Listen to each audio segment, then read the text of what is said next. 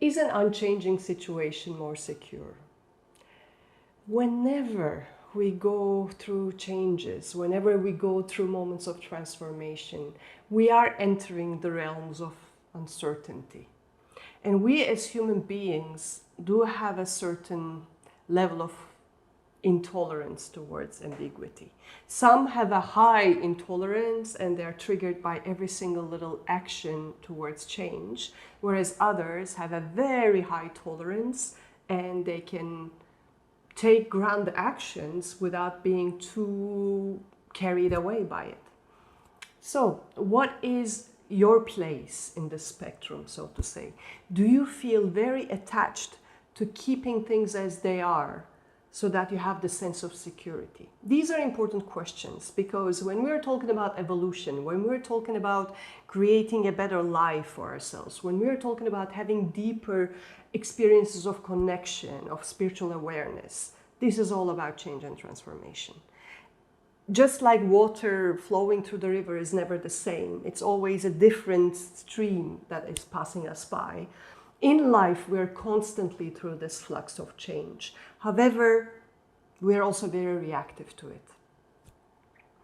And sometimes it's about changes around things that have been very beneficial for us, that have been very good for us, that served us very well. And I want to give the example of my passion for flamenco for you. You know, this dance was so profound for me. It healed so many aspects of myself in terms of expression, in terms of embodiment, in terms of lighting the fire inside. You know, I loved it passionately.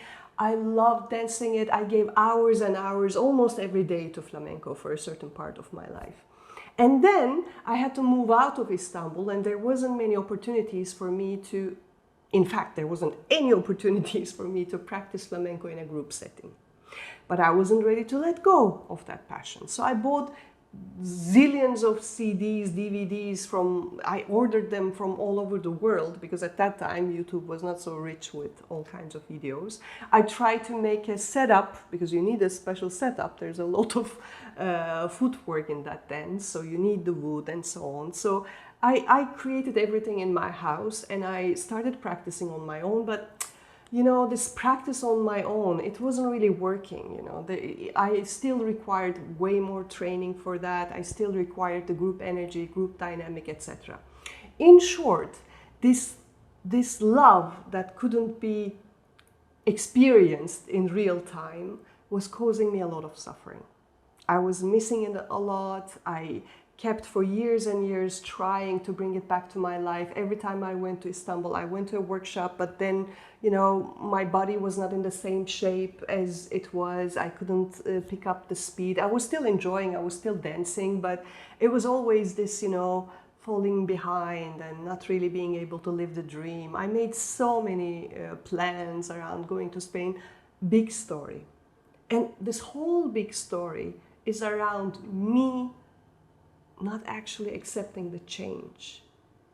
Me not really creating space in my life for new things to come and holding on to a beautiful memory, a beautiful experience that I had in this life. My mind was already clear, you know. I decided not to be a professional performer of flamenco. I decided not to become a teacher. It was more for my passion.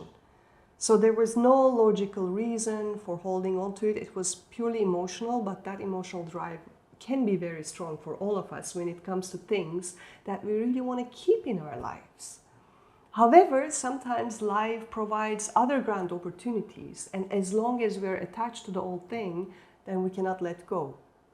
And I'm going to make an jump into a connection, actually, into a practice that I very much love, rituals. I think our brain responds very well to rituals. I think it's a beautiful way to create new habits. It's a beautiful way to alter our state at the present moment. However, I'm going to connect it to the previous experience with flamenco in the sense when we get too attached to a certain ritual, when we get too attached to a certain pattern we establish in our lives to reach the subconscious mind, again, we may lose the sense of presence. What is the ritual that I need right now? It may not be the ritual that I feel guilty about letting go and not able to perform very strongly, or I stick by it, but it's not really bringing any freshness into my life. So again, we need to constantly stay this flexibility, this openness, this flow in our lives. I'm not saying it, people who know me, I'm quite a perseverant person and I appreciate austerity in many practices.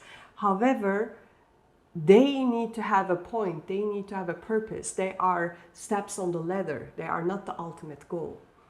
So when we are too attached to what we love, even if they're on the positive side, we talk a lot about letting go of the negative patterns, but we also need to have the capacity to let go of positive patterns when they do not belong to our context any longer, so that we can open up the space for the new, for the fresh to come.